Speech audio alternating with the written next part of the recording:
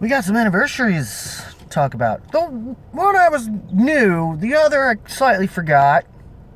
But I'm going to start with the one I slightly forgot for some reason. Also, found out that the anniversary I was thinking of isn't until sometime in a couple months in 2002, so that's an anniversary for next year. Regardless, random rockers, let's get started with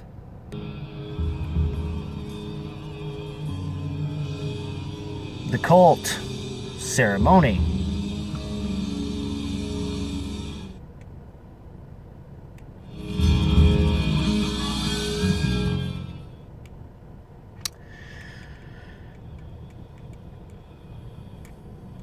So, hopefully don't pick up on it. I barely have the volume up. But anyways, this would come out in 91. So, yeah, I'd say it's been 30 years. So,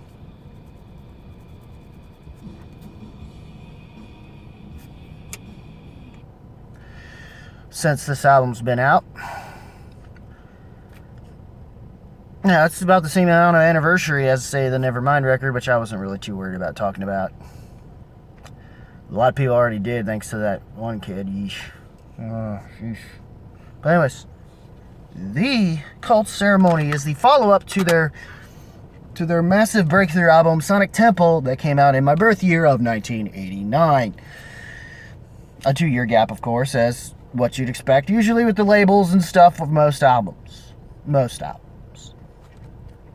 The thing is, after this, and from the 90s onwards, it seems the band had an issue. And it seems given grunge was becoming a thing because of Nevermind, as I had stated, more so or less.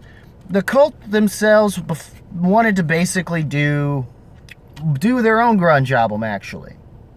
Mix of the grunge and industrial, specifically. Unfortunately, the band wouldn't be able to do that until it was too little too late in 94. When nobody cared about it and it got dismissed completely. It was a fucked up entire decade for the band from this point onward, leading to the album I'm also about to talk about from them. But the difference being is the end products themselves surprisingly are solid, if not quite good. You know? Do I think they live up to what the band had set themselves up for around the point of Sonic Temple? Not really. Even though one of them I kind of want to wish that it does, if not for an issue with the Loudness Wars, but we'll get to that. As far as Ceremony, this album is essentially no different from where they left off from the last record. However, it seemed they wanted to, it was more that Billy wanted to do that, Duffy wanted to, as far as Billy Duffy wanted to do this, Ian Astbury wanted to do the industrial grunge thing that they wouldn't be able to start doing until 94, and then they just banned after that. Though they did do some stuff in between the records for a couple tracks for some soundtracks. But I digress. The specifically with this album, the opening title track being of Ceremony here, which you've heard bits of, is really, really nice.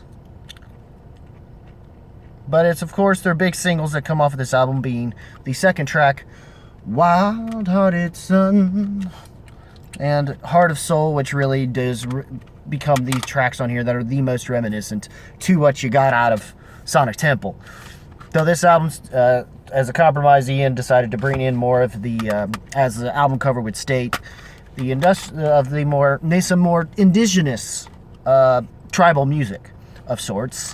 Unfortunately, the issue with this album cover and the use of it in the music video they wound up having caused a massive lawsuit that they wound up dealing with more than promoting the album, I think, and it butthurt them and kept them from wanting to make another album until 94.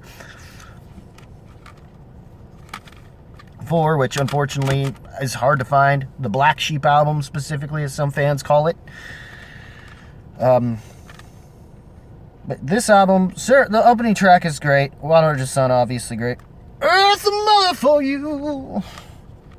Earth Mofo specifically is quite. White's fine, and I think it mostly deals. A lot of it is mostly meant to pay tribute to the Native Americans, I guess, in a way, even though that kind of backfired on them. If the 4-track run of If up to Bangkok Rain is pretty good. Indian's fine. I mean, yes, it was supposed to be called An Indian Woman, apparently, but Sweet Salvation, though the ending track Sweet Salvation Wonderland do really well. I like this album. I'd say it was a tough follow-up. It did well enough commercially, though, for them. Whether or not the band wanted that or not was entirely different story, but, and of course, leading to that. And then the subsequent things with that led to, apparently, a weird reunion that involved one of the band's former drummers for touring, mostly, around the time of 89, which was a switch between when Guns N' Roses and Cult toured, and they switched members, which Sorum was among that. However, he was never a part of any full-length album, and he only got to know them through working with them. And unfortunately, he found out the hard way about how it's more Ian and Duffy that are the real writers, and not really working with the other members. So, poor Sorum, though his drums are great, though poor Sorum wound up forming in this group, and that album that I will be talking about is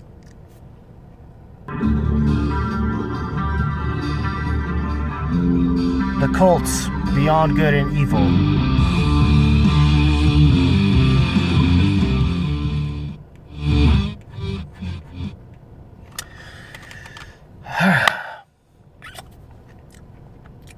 War of the Process was the name of this track. This album, unfortunately, like I said, Matt Sorum brought the band back together, unfortunately not realizing how somewhat egotistical it seems Billy and both Duffy and Asbury headed to be. Sadly. Which is sad, because I am probably one of the weird massive defenders of this thing. Despite the fact that it has some like loudness war issues when you listen to it with the headsets, but when I listen to it through the CD player, it's fine. It's fine. Really fine. I don't know if they just couldn't digitally remaster this thing properly or what. It might need a dynamic digital remastering of some sort, so that the dynamics come through that are kind of go through this. Yeah, that go through well here. More so through these speakers and stuff. Go over super well. In fact, the only one big single this album had, and I think there's like a bonus version that has a specific song that wound up on one of their best of sets that mostly focused on everything prior to this record. And it's the most modern rock of the more alternative metal post-grunge variety.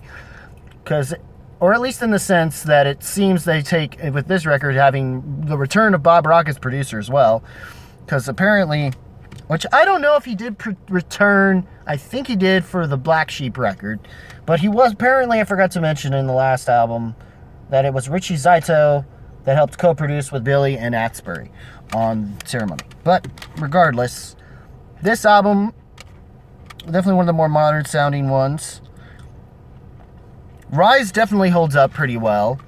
I do feel like some tracks when you do hear it digitally, like Take the Power, tend to have some issues. I think American Gothic does have some of them as well a little bit. The Saint kind of maybe does, but Rise is probably one of my favorites on this thing because and it was the first lead single on this record, and it's probably one of the heavier stuff. Apparently, he seems to, from what I can look up, I don't know what exact rig he uses, but I want to know for this record because it's one of my favorites from Duffy outside of what he's done with, because it's pretty much similarly taking some of the ideas he had wound up doing from Sonic Temple and Ceremony, and maybe some hints of Electric, maybe minus the AC/DC-ish elements. And you do hear like because Bob Rock's involved, so he probably brought in some of that Black Album sort of production-ish elements.